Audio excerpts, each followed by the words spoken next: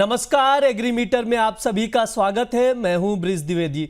आज के एग्रीमीटर में हम चने के मार्केट पर चर्चा करेंगे, साथ ही उसके मौजूदा फंडामेंटल और प्राइस आउटलुक पर भी बातचीत करेंगे। चने पर बात करने के लिए हमारे साथ जुड़ रहे हैं केडिया एडवाइजरी के डायरेक्टर अजय केडिया जी। सर, बहुत बहुत स्वागत है आपका द बोनस में।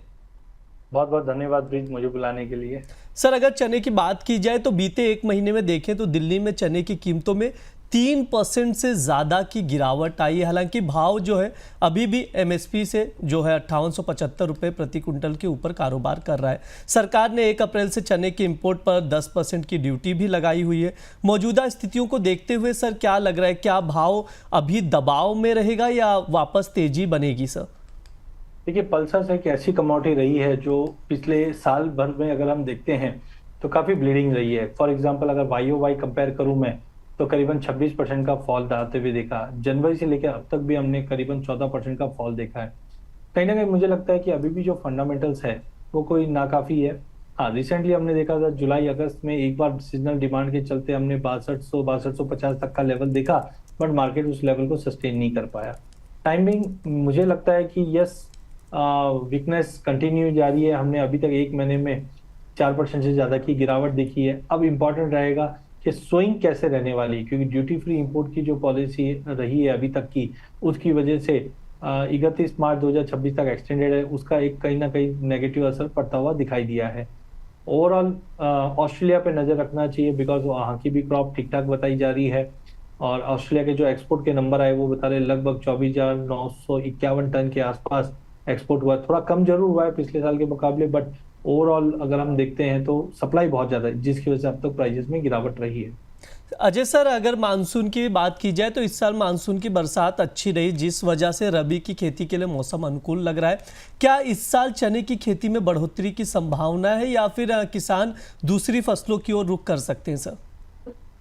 देखिए, अभी मेरा कल गुजरात एरियाज में बात हुआ है तो जो सॉइल का जो मॉइस्चर लेवल है वो इस वक्त बहुत ज्यादा बढ़ा हुआ है। तो पहला चीज है, सोइंग इस बार डिले रहेगी।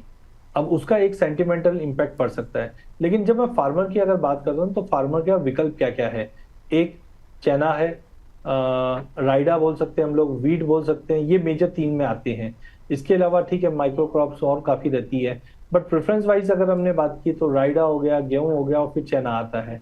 तो ऐसा नहीं है कि चने का एरिया में कोई मेजर चेंजेस आएगा, बट हाँ, ओवरऑल लग रहा है कि कुल मिलाकर जो एरिया अंडर कल्टीवेशन है उसमें कोई ऐसा फॉल जैसी सीन तो दिखाई नहीं दे रही है।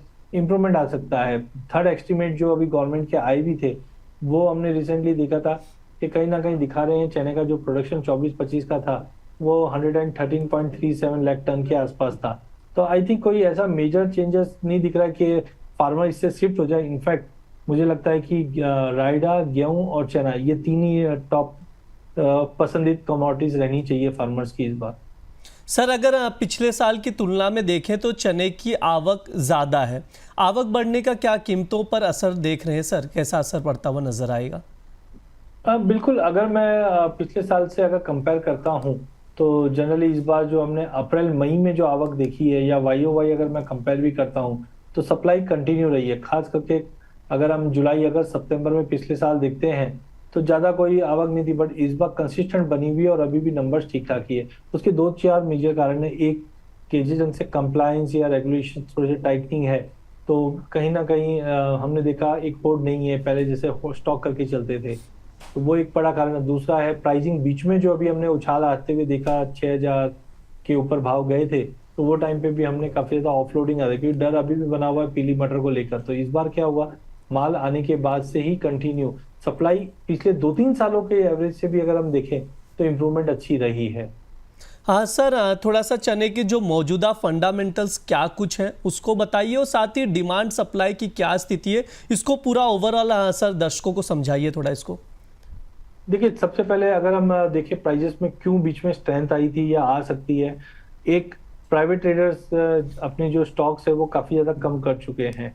ऑलरेडी हमने देखा कंप्लायंस है, उसका भी एक कारण है। डिमांड है वो ठीक है, 7.3 लाख टन के आसपास बताया जा रहा है, जो कहीं ना कहीं मुझे लगता है कि अभी हम सीजन में एंटर कर रहे हैं। जनरली दिवाली के आजू बाजू में बेसन का कंजम्पशन काफी ज्यादा बढ़ जाता है, तो उसकी वजह से सपोर्ट मिल सकता है। सेकेंडली, कनाडा का भी जो एक्सपोर्ट्स है वो ठीक ठाक दिखा रहा है, जो दर्शा रहा है कि यूरोप में, पाकिस्तान में डिमांड बढ़ी हुई, तो ग्लोबल मार्केट में भी कनाडा प्राइजेस थोड़े से सपोर्ट मिल सकता है। बट डोमेस्टिक मार्केट में मुझे लगता है एक फेस्टिवल डिमांड, दूसरा कि जिस ढंग से पीली मटर के ऊपर एक कंसर्न बना हुआ है, अगर इसके अंदर कोई नया चेंजेस आता है तो भाव को सपोर्ट मिलेगा।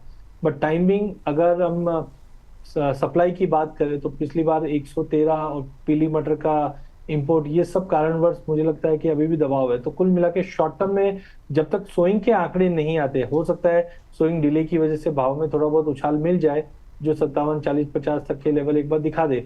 बट सस्टेनेबिलिटी मुझे नहीं दिखाई दे रही, बिकॉज एरिया अंडर कल्टीवेशन में इस बार इंप्रूव होगा। अगर नेफेड से कोई भी स्टॉक रिलीज हुआ तो डेफिनेटली उसका भी एक इम्पैक्ट पड़ता हुआ दिखाई देगा। तो कुल मिला के मुझे लगता है कि अभी स्विंग के जो नंबर्स आने वाले हैं ब्रिज, वो एक इंपॉर्टेंट रहेंगे। उसी से क्लैरिटी मिलेगी कि स्विंग डिले है या एरिया कितना बड़ा है, वो आगे का आउटलुक ज्यादा अच्छा बता पाए। जी बिल्कुल, जिस तरह से सर फंडामेंटल्स बता रहे हैं उसको आप लोग ध्यान में रखकर चल सकते हैं। सर एक चीज़ और आपसे समझना चाहेंगे कि इस साल के अंत तक चने की कीमतों का प्राइस आउटलुक कैसे देख रहे हैं सर? देखिए, इस वक्त मैं सीजनैलिटी देख पा रहा हूँ, तो पिछले साल अक्टूबर, नवंबर, दिसंबर में देखें तब भी हमने देखा था भाव 7075 से गिरकर 6650 तक आ गए थे। तो जनरली जो सीजनैलिटी है वो दिखा रही है कि अक्टूबर, नवंबर, दिसंबर में भाव में गिरावट ही आती है। हमारे पास अभी हम देख रहे हैं कि पीली मटर के ऊपर कोई नया कोई चेंजेस आया नहीं है, डिमांड ठीक है, लेकिन सोइंग की जो कमी है वो प्राइजेस को थोड़ा बहुत सपोर्ट दे सकती है। तो मुझे लगता है ऊपर में 5750, 5780 तक का भी अगर लेवल मिले तो एक बेटर रहेगा एक वीक वाली के लिए। नीचे में टेक्निकल चार्ट्स पे मुझे लगता है भाव 5500, 5550 तक का लेवल एक बार दिखा सकता है। वॉलिटिलिटी मार्केट में मेंटेन रहेगी, बट स्ट्रक्चर जो देखते हैं चार्ट्स के ऊपर वो खराबी दिखा रहा है। तो आई थिंक नीचे में 5550 तक का लेवल आपको मिल जाना चाहिए अगले दिसंबर तक की अगर मैं बात करूँ। जी बिल्कुल है, ये ओवरऑल प्राइस आउटलुक की बात हो गई, डिमांड की बात हो गई, फंडामेंटल्स की बात हो गई। सर एक आखिरी सवाल रहेगा, आज की टॉप एग्री कॉल्स क्या रहेंगे सर?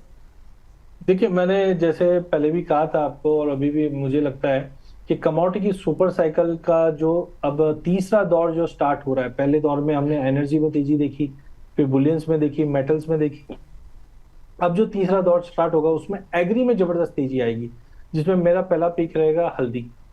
हल्दी की बैलेंस शीट बहुत टाइट है, नया माल आएगा वो जनवरी ऑनवर्ड्स आएगा। हल्दी दिसंबर वायदा 12800 पे लेके चलिए, 12500 का स्टॉप लॉस देगा, इमीडिएट टारगेट 13400 है, बट ये आगे जाके 14, 14.5 का लेवल भी दिखा देगी।